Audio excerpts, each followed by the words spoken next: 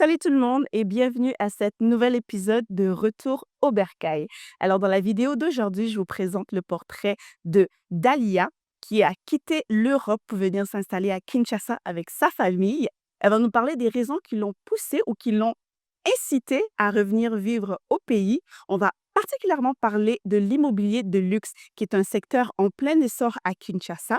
Et elle va aussi nous parler de comment est-ce qu'elle fait pour jongler la vie de maman, d'épouse et bien sûr de directrice d'une entreprise. Bienvenue au Bercail.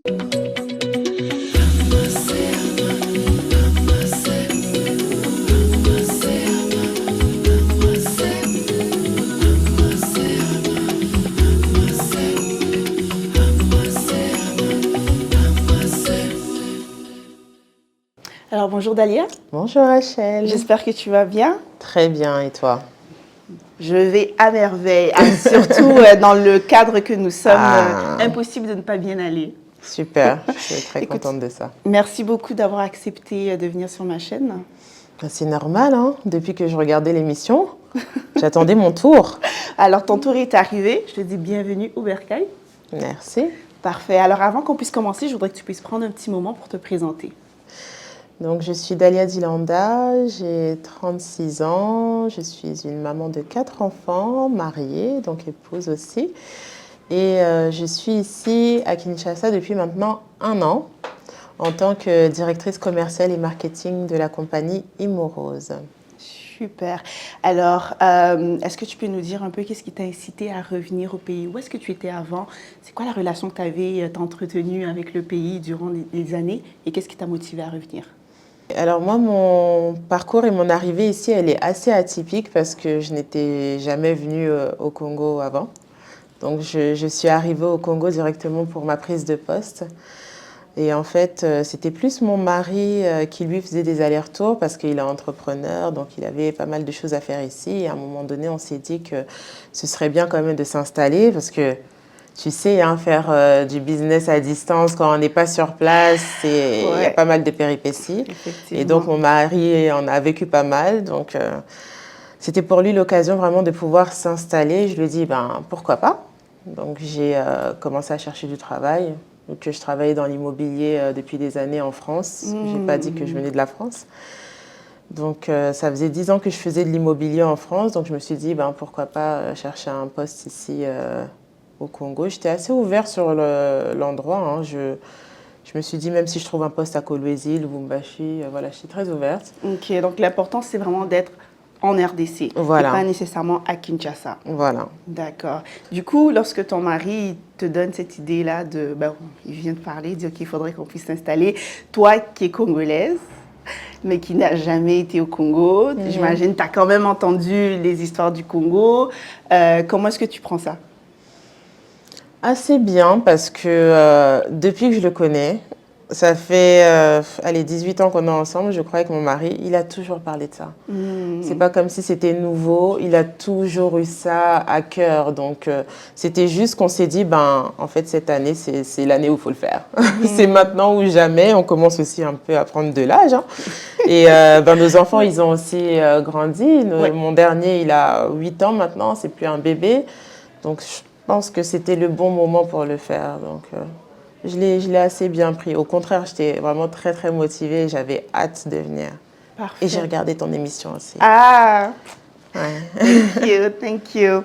Si tu peux me dire rapidement, parce que vous êtes revenus en famille, donc c'était un projet de famille. Il y a différentes, moi je dis toujours, il y a différentes formules de revenir. Les gens ils nous posent toujours la question, c'est quoi la meilleure formule pour pouvoir revenir, etc. Si tu peux m'expliquer brièvement, après que vous aviez décidé justement de revenir, toi tu as commencé à chercher un boulot, c'était quoi votre formule à vous du retour au pays avec les enfants? C'était de ne pas le faire trop vite, de prendre le temps de le faire de manière, entre parenthèses, sécurisée. C'est-à-dire que je ne pouvais pas emmener directement mes enfants comme ça non plus. Je ne pouvais pas venir sans job non plus. Donc, m'assurer d'avoir un revenu, d'avoir un toit, d'être assez stable pour maintenant, après, faire venir les enfants. Parfait. Donc, je suis arrivée seule. Même mon mari, lui, continuait à faire les allers-retours. D'accord. Je suis arrivée seule, j'ai fait ma prise de poste pour être sûre aussi que voilà, mon poste est validé, que je m'y sens bien. de trouver un beau logement pour les enfants. Parfait, oui. Et donc, j'ai fait quand même cette première année, parce que je suis arrivée, on était en octobre 2023. OK, Voilà. OK. Donc, les enfants, eux, ils avaient déjà commencé l'année scolaire en France. Je ne voulais pas leur couper ça. Donc, je suis restée quasiment à 9 mois sans mes enfants. C'était très, très dur. Justement, c'est ce que j'allais demander. C'était vraiment les périodes les plus difficiles de toute ma vie. Fait que c'est Vraiment. sacrifice. C'est Un vraiment un grand sacrifice que vous avez décidé de faire Ouais. pour ce projet de vie, ce projet familial-là. Donc, tu as C'est accepté ça. d'être loin de tes enfants pendant plusieurs mois. C'est ça. Mais c'est pour eux, pour être sûr que le cadre que je pouvais leur offrir ici allait être assez bon. Voilà. Et donc oui, après, dès que tout ça a été validé, que j'ai vu que la maison, ça allait, que le travail, ça allait, j'ai attendu qu'ils finissent l'année scolaire. Donc, ils sont arrivés au mois de juillet de cette année. D'accord, d'accord. Et l'adaptation, elle se fait comment pour les enfants et aussi pour toi? Parce que tu dis que tu as été dans l'immobilier pendant 10 ans en France. J'imagine aussi l'immobilier en France versus ici, c'est différent. Travailler avec des gens ici, c'est différent. Gérer une équipe ici, c'est différent. Donc, comment était ton adaptation dans le workforce en RDC et aussi comment les enfants s'adaptent ici? OK. Pour moi, ça a été très difficile. Très, très difficile parce que c'est trop différent. C'est trop différent. En tout cas, en France, et je pense pour le reste des gens de la diaspora, ça doit être la même chose.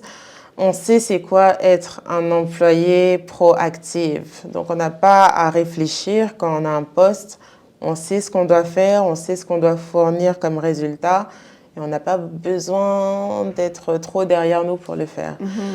Mais ici, tout est différent. Tout le monde est obligé d'attendre que tu dises quelque chose ou d'attendre que tu commences à monter en tension pour commencer à travailler. Oui.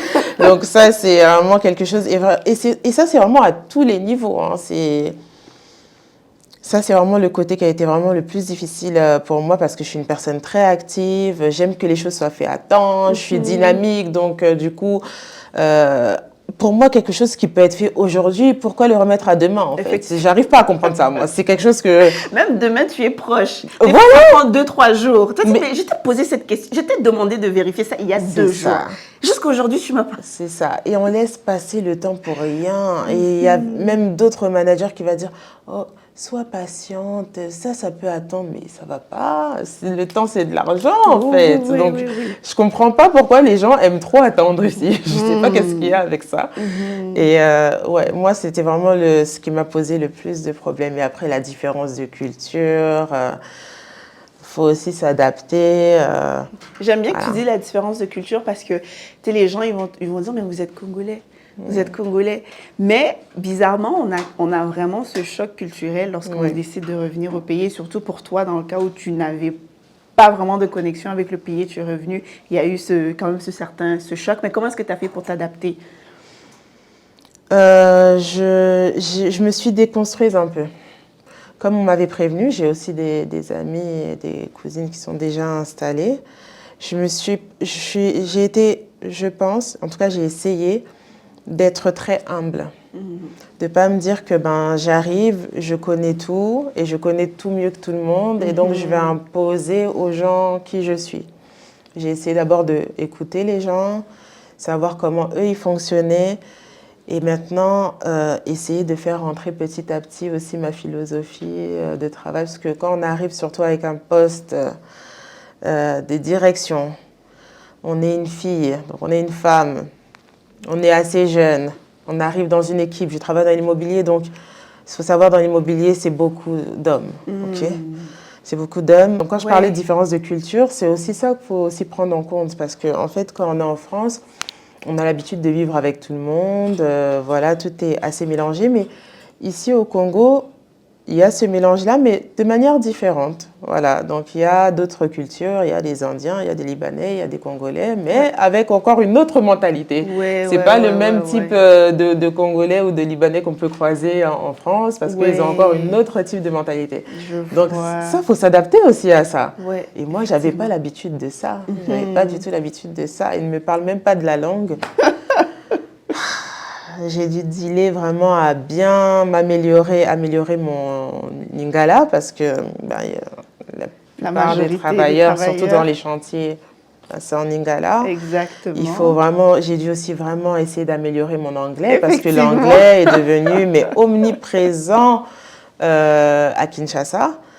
Et donc voilà, et en plus l'anglais avec les différents Avec les accents, accents, voilà. oui, effectivement. Donc Fait que là, tu as dû il y a toute t'adapter. cette adaptation. Culture, mentalité, les langues, tout ça. Ouais, La chaleur, la c'est ça. température et Mais je tout. trouve que je m'en suis bien sortie quand même. Je m'en Ouais. suis bien sortie quand Ouais, même. ouais. Mais je pense que c'est aussi le fait que tu as la vision. Oui. Tu sais, c'est une vision commune déjà avec Mhm. toi et ton mari. Du coup, tu sais, vous êtes en mesure de pouvoir passer plus facilement, vous adapter plus facilement aux obstacles parce que c'est vraiment un travail que vous faites ensemble en fait. C'est ça. Je vais dire comme le projet, c'est un projet que vous travaillez ensemble parce que vous voulez revenir au pays vraiment pour apporter votre pierre à l'édifice, mais aussi pour permettre à ton mari de pouvoir faire ses activités.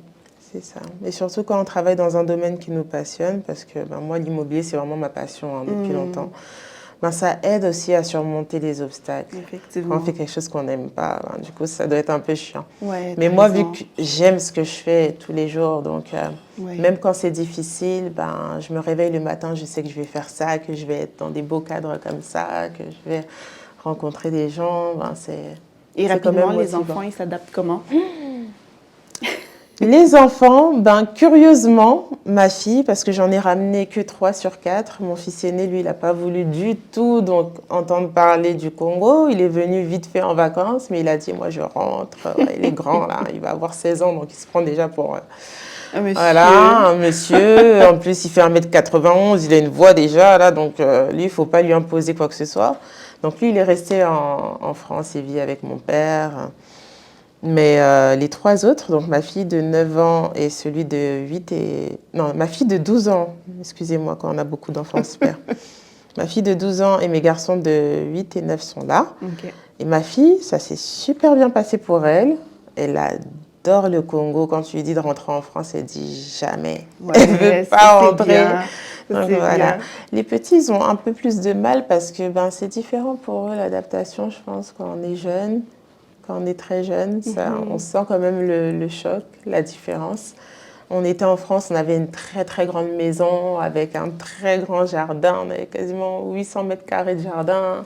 Waouh. Voilà, Ouais. donc ils étaient vraiment bien. Ouais, Voilà. ouais. Et quand on arrive à Kinshasa, les logements ils sont beaucoup plus petits, il y a moins d'espace vert, ils ont moins la capacité de pouvoir Tu dis sortir, faire du moins vélo. tu es gentil. Il y a même Ouais. des endroits où il n'y en a Il n'y en pas a du pas tout. du tout, voilà.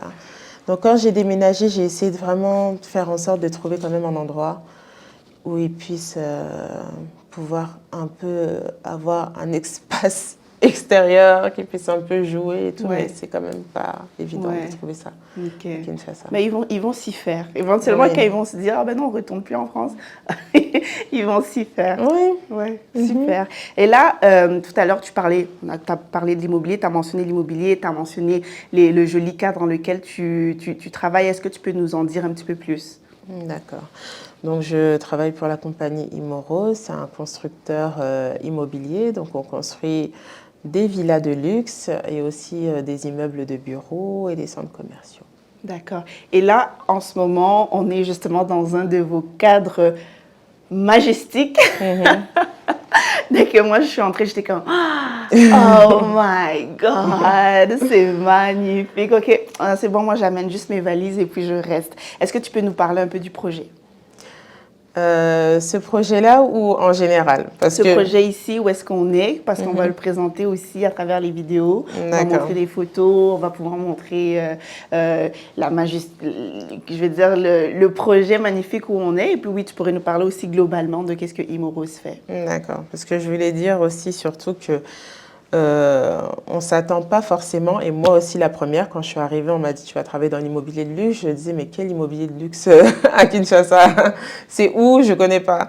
Mais en fait, oui, il y a des beaux projets comme celui-ci. Donc là, ici, on est à notre résidence 9 Cara. C'est une résidence privée, comme il y en a un peu partout dans le monde, donc très haut de gamme, avec 9 villas de luxe à l'intérieur. Un clubhouse où il y a une salle de sport, un spa et une salle polyvalente, hein, au cas où les familles veulent faire des anniversaires pour leurs Oui, enfants. Ils ne sont pas obligés de effectivement. le faire dans la maison, ils le font Effectivement. dans le clubhouse. C'est un aire de jeu D'accord. aussi. Et voilà, donc 4 chambres, des suites. Vous allez le voir hein, quand on va circuler tout à l'heure. Mhm. Jacuzzi, chaque villa a sa propre piscine, un espace dédié au personnel de maison. Voilà, un Ok. peu.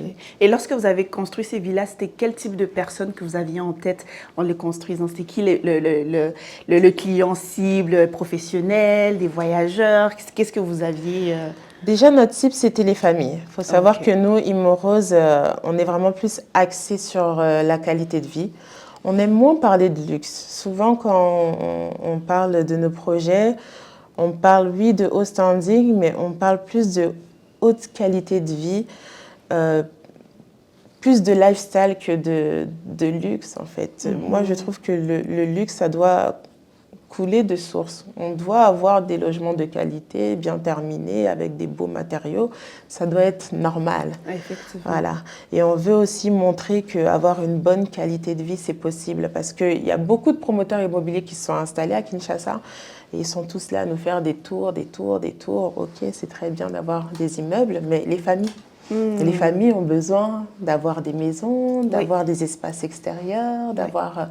voilà, donc c'est pour ça que nous, on s'est axé sur ce côté-là, dans cette niche-là, en se disant, ben voilà, nous, on va faire des résidences, des villas, ben, pour ces familles-là qui sont souvent oubliées, qui cherchent vraiment des endroits où habitant en famille, avoir une qualité de vie, avoir un petit voisinage, un petit cocon dans la ville, mais comme s'ils étaient un peu hors de la ville, parce que Effectivement.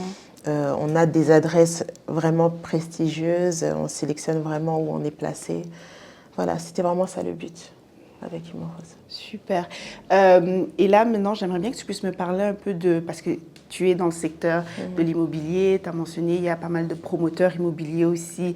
Le secteur de l'immobilier, comment est-ce que tu le trouves? Parce que tu as été quand même longtemps en France. Comment est-ce que tu trouves l'organisation ici? Quelles sont les lacunes que tu as rencontrées et que tu veux aussi peut-être améliorer à travers l'expertise que tu amènes?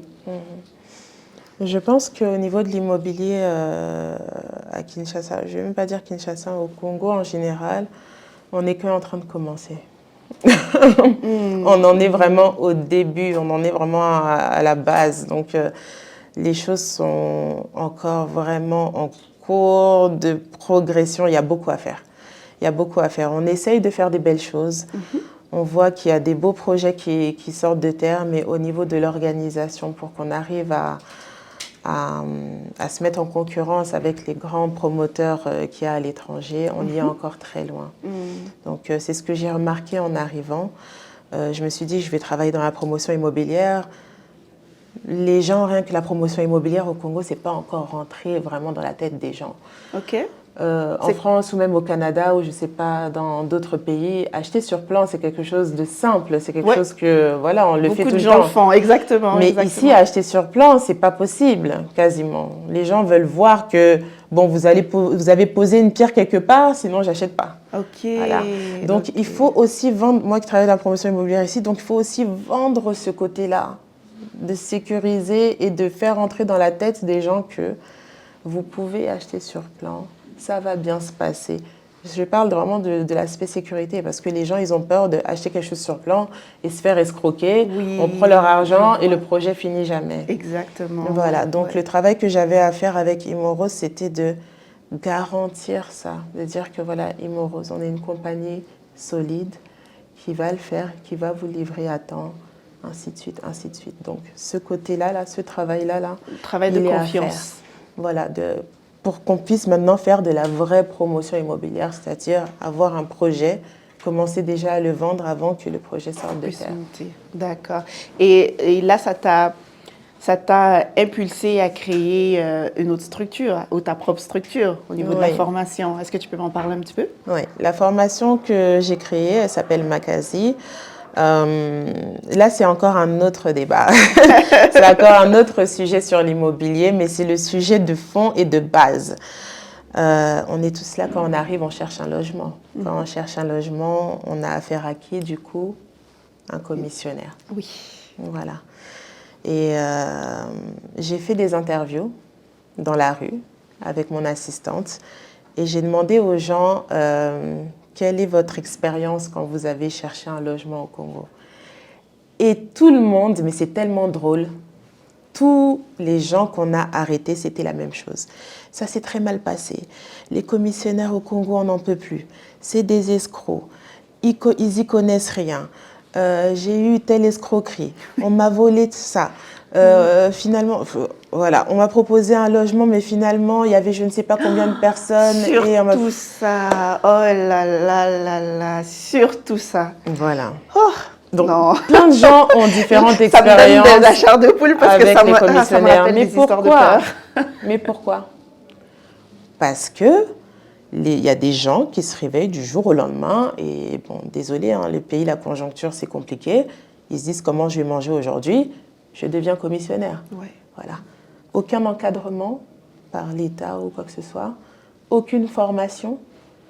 Donc, du coup, les gens se réveillent du jour au lendemain et ils travaillent dans l'immobilier. Oui. Alors que l'immobilier, c'est tellement important. C'est trop important. C'est la vie des gens. Oui. Les gens mettent beaucoup d'argent, d'investissement dans ça. Et s'ils n'ont pas de professionnels en face d'eux, qu'est-ce qui se passe? Les affaires immobilières, c'est les affaires les plus jugées en RDC. Ouais. Parce qu'il y a trop de conflits. Et tout le monde cherche tous les jours. Voilà. Alors que normalement, un professionnel de l'immobilier est censé avoir le devoir de conseil. Oui.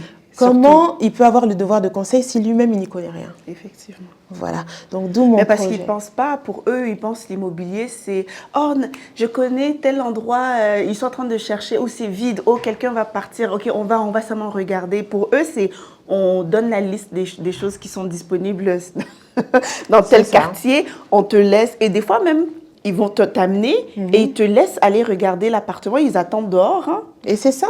C'est exactement ça. Et c'est pour ça qu'on les appelle les commissionnaires, parce que les commissionnaires, c'est quelqu'un juste qui vient mettre en relation une personne avec une personne et elle prend une part là-dedans et s'en va. Yeah. Mais moi, je refuse ça.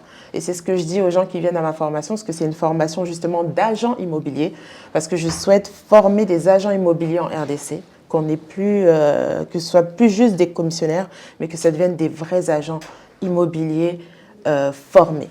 Voilà. Pourquoi ? Pour qu'ils sachent qu'ils ont ce devoir de conseil, pour qu'ils sachent qu'ils doivent devenir des vrais professionnels, pour qu'ils sachent qu'il y a des juridictions aussi dans ce pays. Oui, voilà. Oui, c'est vrai, il y a des lois. Et aujourd'hui, on fonctionne trop par ce qui se fait couramment. Effectivement. Couramment, un commissionnaire doit toucher 1 mois de loyer. Couramment, un commissionnaire doit toucher 5%, mais la loi ne le dit pas. Voilà.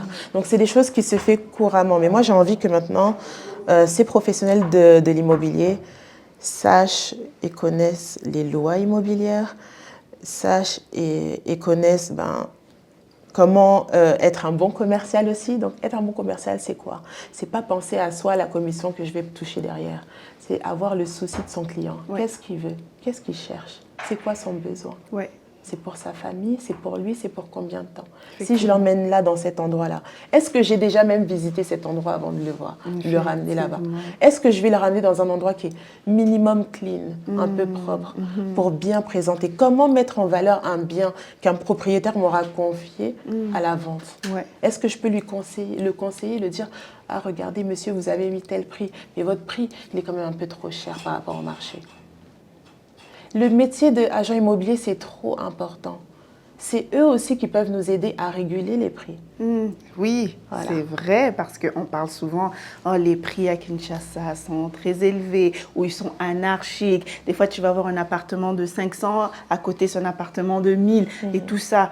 Donc, tu dis que c'est vraiment la responsabilité, ou ça peut être la responsabilité des agents immobiliers formés, professionnels qui disent « Ah ben non, il y a la possibilité de pouvoir réguler les prix du marché. » Voilà, de faire comprendre à un client, écoutez, le prix que vous mettez, c'est un peu trop par rapport au marché. Vous avez vu que là, normalement, ça se vend tel prix en moyenne. Donc, je vous conseille de le mettre à un certain prix.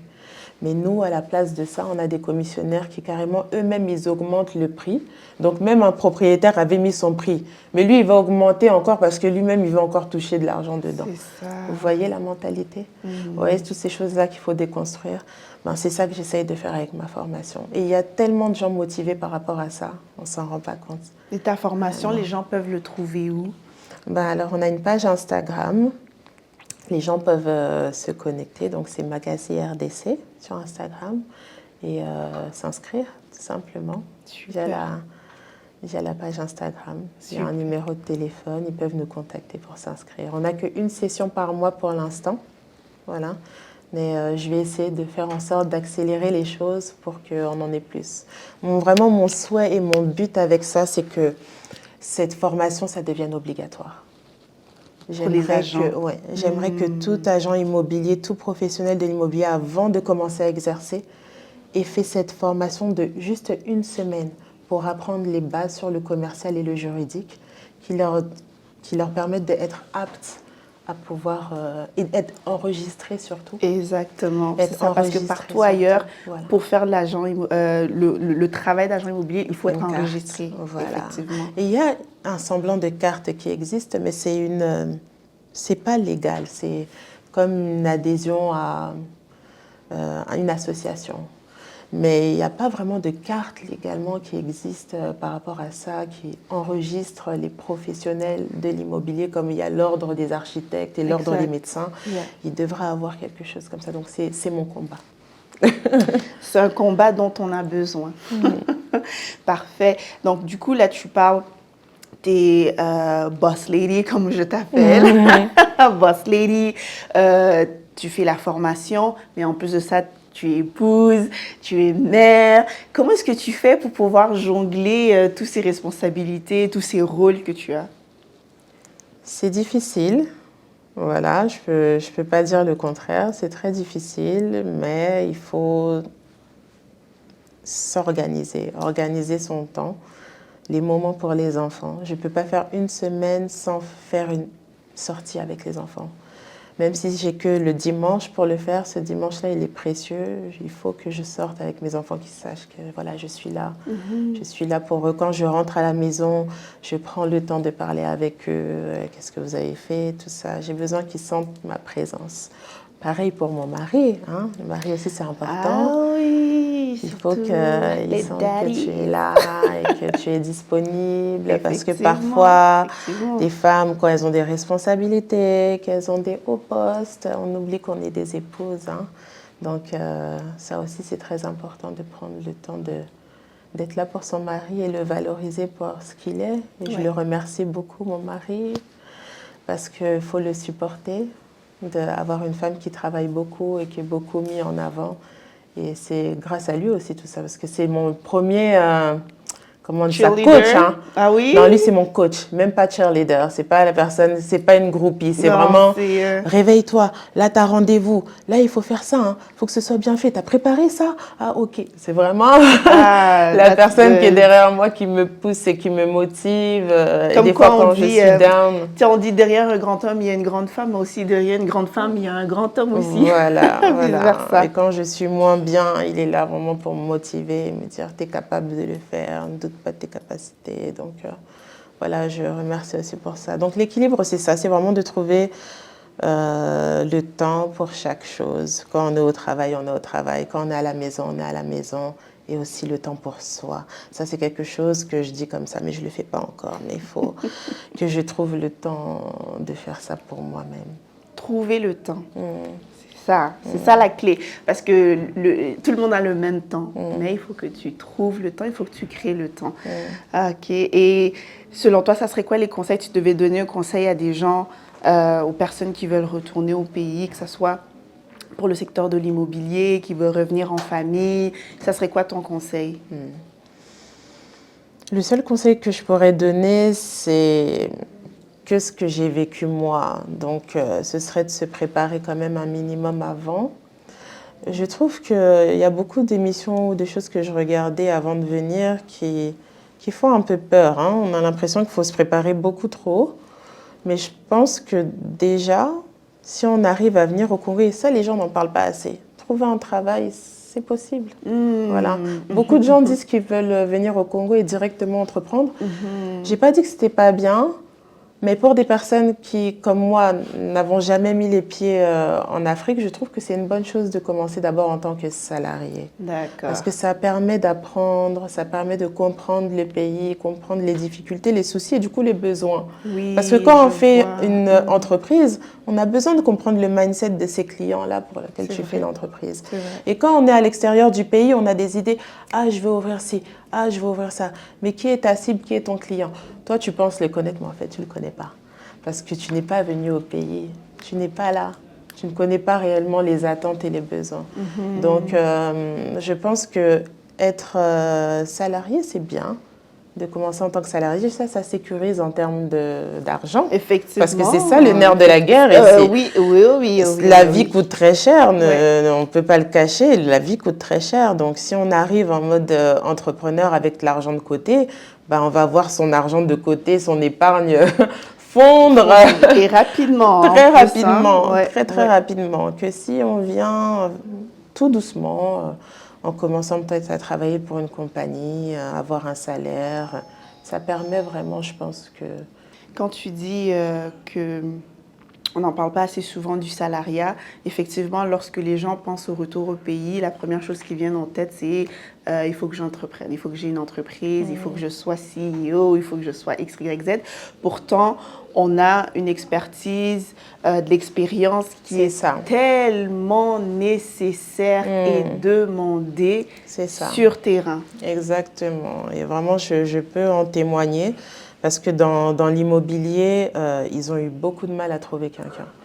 Parce que comme je le disais, la promotion immobilière, c'est quelque chose qui démarre. Donc, aller trouver quelqu'un qui a de l'expérience, de pas mal d'années dans la promotion immobilière qui est ici au Congo, ça va être plutôt compliqué. Effectivement. Alors que y a des gens qui ont cette expérience à l'étranger. Donc vous tous, là, la diaspora, votre expertise, il y a des compagnies qui en ont besoin ici. Et après, pour être encore plus terre à terre, c'est un avantage d'avoir un contrat d'expat.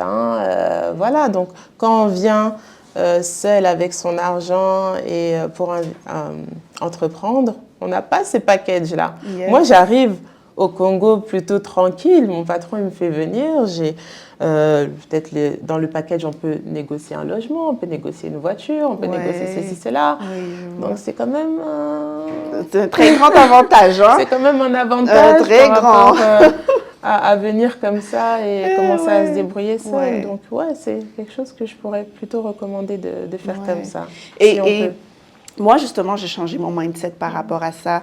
Parce qu'en étant à l'extérieur, je disais, oh non, moi, si je retourne au Congo, ça ne serait pas pour travailler. Je ne vais pas prendre les jobs. C'est ce job-là pourrait aller à quelqu'un d'autre et tout. Et lorsque je suis arrivée ici, ils nous disent, même si on voulait, même si on part au village, même si on fait tout le tour de la RDC pour trouver les gens à certains postes, on ne va pas réussir à les trouver parce qu'ils n'ont juste pas ça dans les études. Même s'ils font les études, ils n'ont pas l'expérience. Ils ont l'expérience théorique, ils n'ont pas l'expérience pratique et tout.